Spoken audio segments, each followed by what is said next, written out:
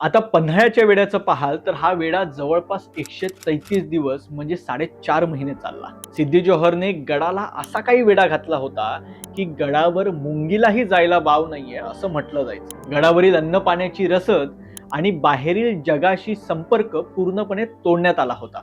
आता हा वेढा साधारण गडाच्या घेऱ्यात 2-3 किलोमीटरच्या रेंजच्या बाहेरून टाकला जातो. इतक्या लांबून का?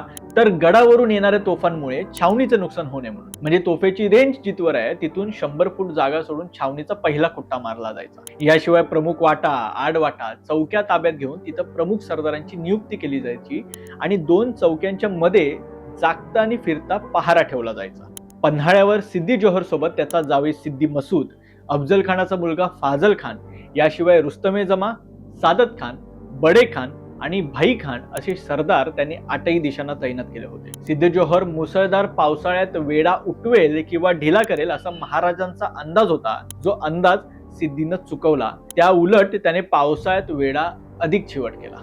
याशिवाय राजापूरचा इंग्रज अधिकारी हेनरी रेविंग्टन यानं कराराचा भंग करून सिद्धी जोहरला लांब पल्ल्याच्या तोफा आणि दारुगोळा पुरवला. आता इंग्रज गोलंदाज स्वतः तोफा डागण्यासाठी वेढ्यात सामील झाले होते. त्यामुळे गडाच्या तटबंदीचं मोठं नुकसान होत होतं. आता 4 महिन्यात गडावरची रसद संपण्याच्या वाटेवर होती आणि बाहेरून कुठलीही मदत आत नेता येत नव्हती. यामुळे आता इथून महाराज निष्ठून विशाळगडावर गेले. सिद्धी मसूदनं त्यांचा पाठलाग केला. तिथे जसवंतराव दळवी आणि सुर्वेंचं सैन्य देखील होतं. मग इतका बॅकअप असून सुद्धा सिद्धीनं तातडीनं विशाळगडाला वेढा का नाही घातला?